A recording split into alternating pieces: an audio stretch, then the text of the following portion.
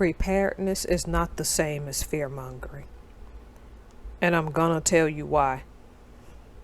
See, when a person constantly scares you about what could happen or what has happened and the causation of things, fear mongers, what they are doing is instilling fear in you oftentimes because it benefits them. Meaning there is some type of earthly gain to keep you scared about something. That's why I'm always puzzled by people who say they believe in God and are or Christian and have all of this fear. And I'm not saying things can't shake you up and scare you every now and again and re-jolt you. But make no mistake, fear-mongering and preparedness are two different things. In contrast to fear-mongering, preparedness is about the fact that you need to do little steps right now in case things get bad.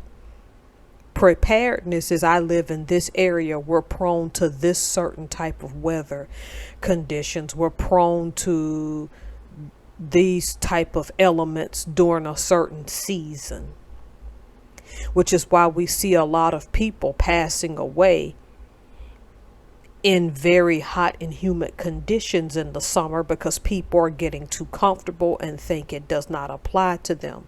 They're not understanding hydration, heat stroke, heat exhaustion.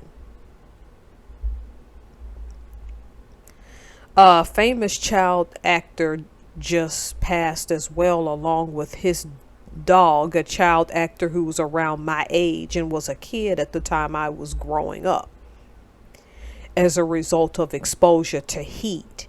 Then you got these parents who took their kid out on a boat in 120 something plus degree weather in Arizona.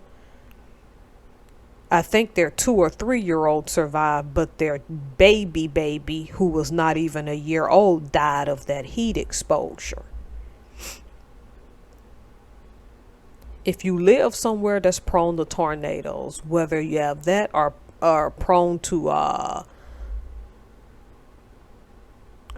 earthquakes, or prone to hurricanes, because I have a relative that's in those hurricane zones in Florida. I don't know how the person does it, but to each their own. People on here on YouTube and on other apps that are helping you prepare by telling you how to conserve, how to keep old jars and things, they're really trying to help you. Civil unrest would also be an example, but let's deal with the immediate things like flooding, like fires. What are your backup plans to that, given all of these constant back and forth weather patterns? For your particular area, where would you go? How would you escape? Do you have a full tank of gas in your car right now? I try as much as possible to keep my gas tank full, to keep my most important documents near me, because you just don't ever know what's going to happen. Preparedness is not paranoia like fear-mongering. I'm way ahead of the curve, but I do have a video coming out called Fearmonger Capitalism in 2025. I just don't want to get you all on this right now. I don't really care who you're voting for, and I'm not here to discuss that because it's just not my thing to tell people who they should and shouldn't vote for. But civil unrest come late fall, early winter is a possibility, and you need to be ready for every contingency. And we know even in the fall, there's quite a few hurricanes that will hit certain areas. Earthquakes, we don't know anymore.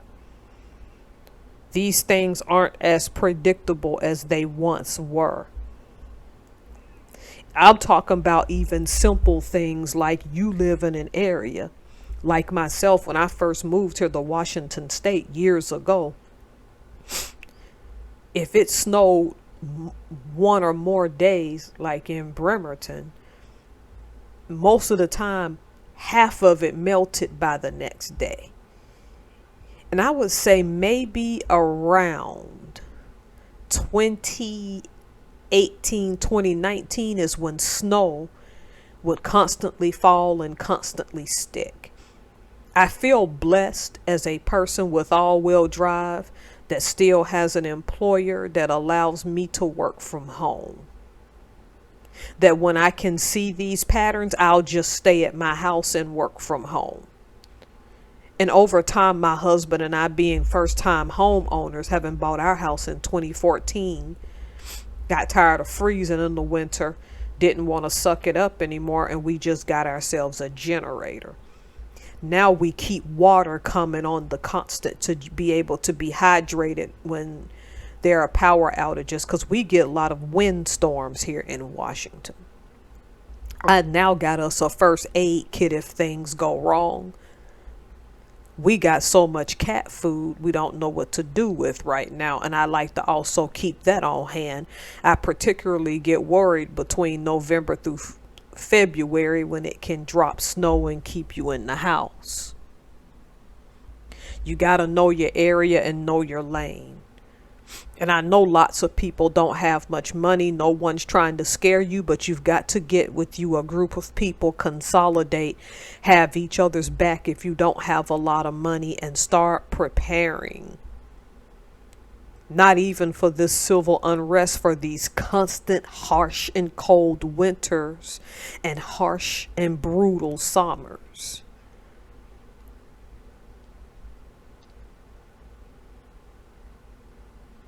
And in the meantime, when you all are preparing, don't let people fearmonger you. Get out here and slay this preparedness all day. And just be ready, not because you have fear, but be ready because you're just prepared.